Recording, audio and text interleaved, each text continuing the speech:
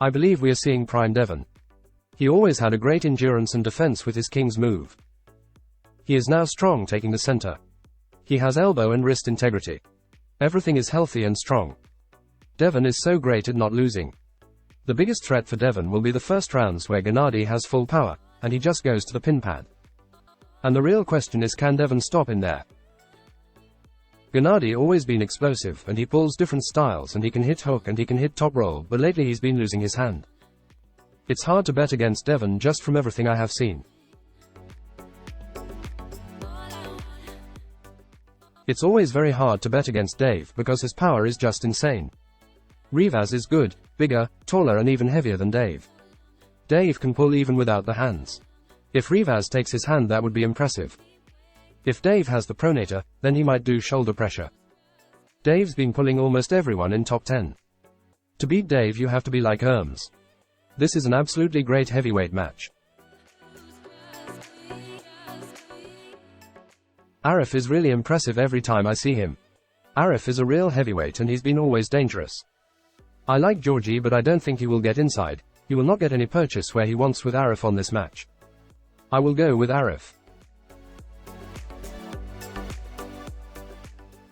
I think Tobias is very dangerous, but it's hard to go against Vitaly if he comes in prepared and his arm is healthy. Since he pulled in WAF, he's been the guy. When he started rising to the top, he was insane. We have seen long matches from him. It's hard to bet against Vitaly, but if Tobias beats him or at least wins, I will not be surprised. On this one I'm gonna stay in the middle. I would love if Alishan wins because it's a smaller guy beating a much bigger guy, but I also would love Cody to win because Cody is awesome. Alishan is extremely strong and his style works with everyone.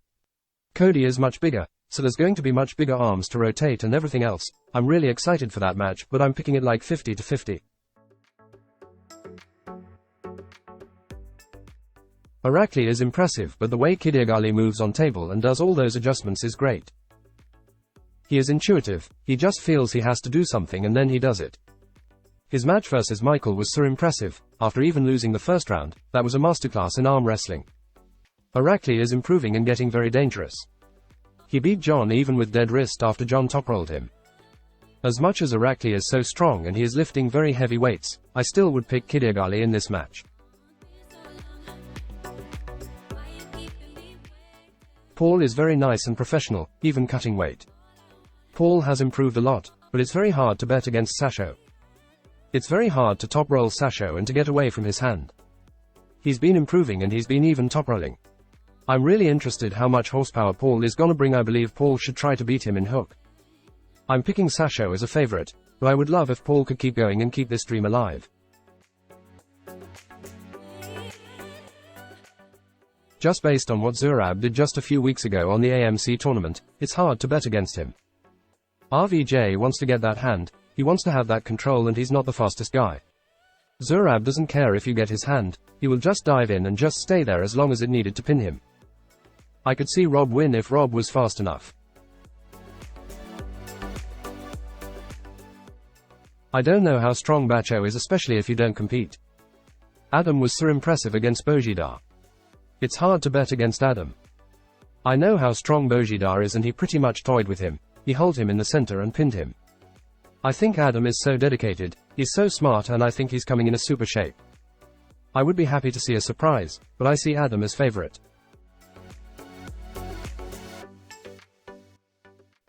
As good as Brandon is, David is insane. He is very dangerous and I really don't know where Brandon ranks with him. It's hard to go against the champ Samusha. He's been very dominant after his return. He has been getting better and better. Daniel is insanely strong. We all know the level of caliber of arm wrestlers he has faced in both worlds. Daniel is one of those guys that outranks his power, his way outside and his weight class. His hook is his main weapon, but now he tries to top roll more.